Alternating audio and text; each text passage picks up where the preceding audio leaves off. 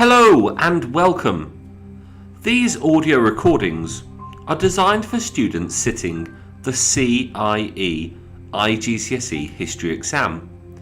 And today we will go over one of the more common Part C questions found on Paper 1. Remember, Paper 1 is worth 40% of your overall grade, so it has the largest weighting of any of your papers, and it's crucial therefore that you master the techniques needed. In Paper 1, you will be asked to answer 3 questions, 2 in Part A on your core content and 1 in Part B on your depth study. Today's question is about the League of Nations, and if this were to appear in your paper on Paper 1, it would appear in Part A. It's a very popular topic and it does tend to come up in many past papers, so you would do well to revise it. For that reason, you may find it useful to have a pen and paper to hand, or you might just want to listen through as part of your revision. That's okay too. So today's question is as follows. Why did the League of Nations fail? Now, be wary with this question because, as we know, Part C questions, which are worth 10 marks and for which you should be writing in about 20 or 25 minutes, will invariably include a statement followed by the question, how far do you agree? So a more realistic question would be something like, the Great Depression caused the League to fail, how far do you agree? Or Japanese actions in Manchuria caused the League to fail, how far do you agree? This audio recording, however, will take a more generic response and ask the overall question, why did the League of Nations fail? So you will be required to learn the content and then apply it to the direct question set. However, in the interests of being thorough, this question will prepare you nicely for any eventuality. Many of you will now be familiar with what us history teachers call PEE. That is to say, make a point, back it up with evidence in the form of names, dates, statistics, quotations, people, places and events, and then explain your point. Phrases such as this shows or this suggests are helpful in achieving this, and better answers will often explain in more than one way. We call this PEE 2.0 because you're doing it twice. So in this response we will use the PEE formula. Okay, let's get started. Why did the League of Nations fail? This audio recording will offer a 5-point scope. Point 1. The Great Depression. Evidence to support this point includes Wall Street crashed in October 1929 on a day that went down in history called Black Tuesday.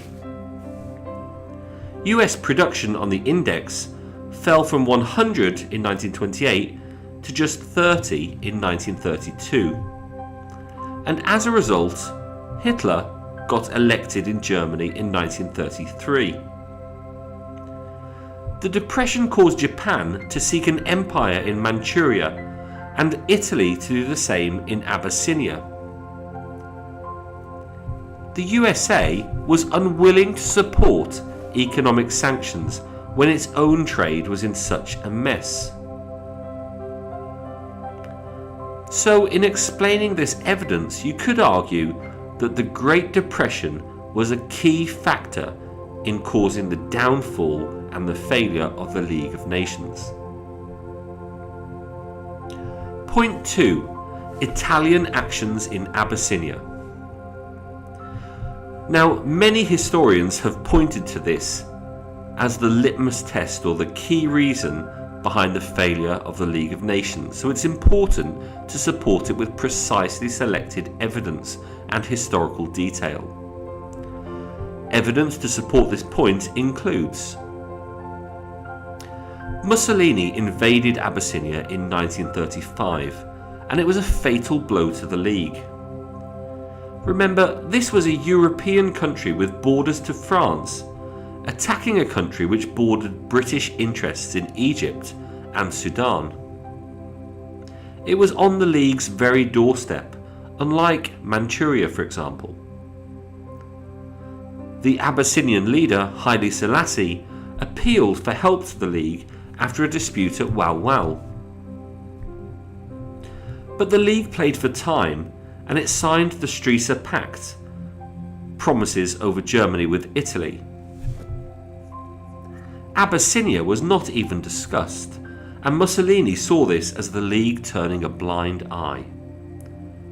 And so he launched a full-scale attack in October 1935.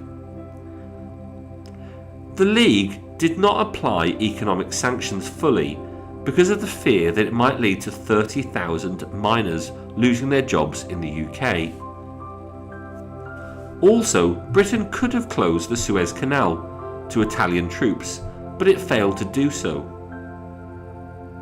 And a British-French agreement in September 1935, called the Hall-Laval Pact, proposed giving Italy 2/3 of Abyssinia in return for calling off the attack. Historian J.R. Weston says this was, quote, fatal to the League, unquote, and historian T.A. Morris calls it irreversible damage. Moreover, A.J.P. Taylor called it, quote, the real death of the League, unquote. And so historians often cite Abyssinia as the key turning point in the failure of the League of Nations. In May 1936, the Abyssinian capital, Addis Ababa, fell, and Anthony Eden said the League had left no confidence.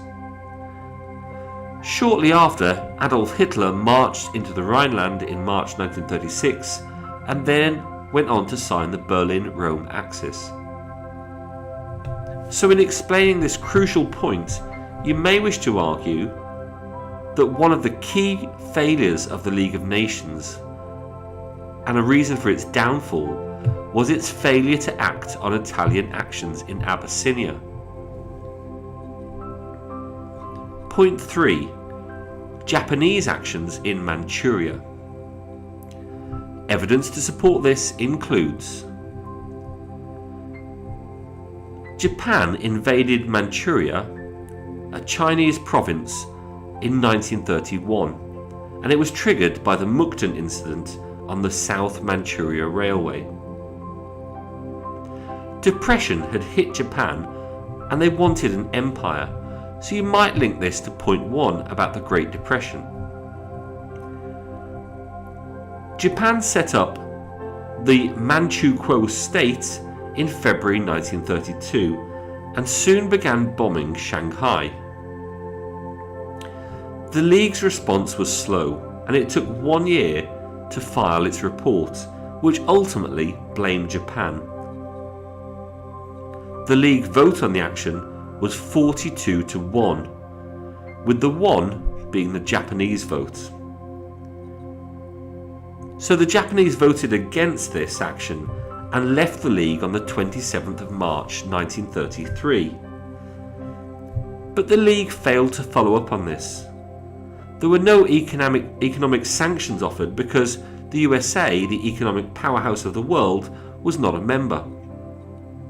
Moreover, there were no military sanctions because the League did not have its own army, and Britain and France, who did have armies, were not interested. There is a famous David Lowe cartoon illustrating Japan using the League as a doormat in 1933. And so Japanese actions in Manchuria were important because this was the first large nation to walk all over the League. And so in explaining this point and this evidence, you may argue that one key reason the League of Nations failed was its failure to act over Japanese actions in Manchuria. Point 4. The fault of Great Britain and France.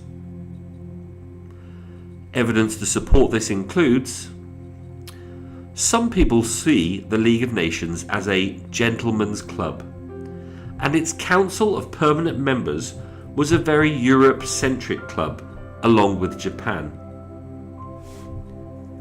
Britain and France had a controlling stake, which meant that its actions were determined by self-interest on many occasions. Britain's priority was its empire, and France's priority was Germany. Neither saw the League as its number one priority.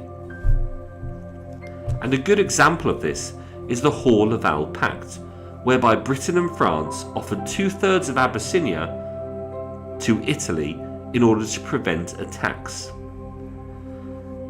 So in explaining this point, it could well be argued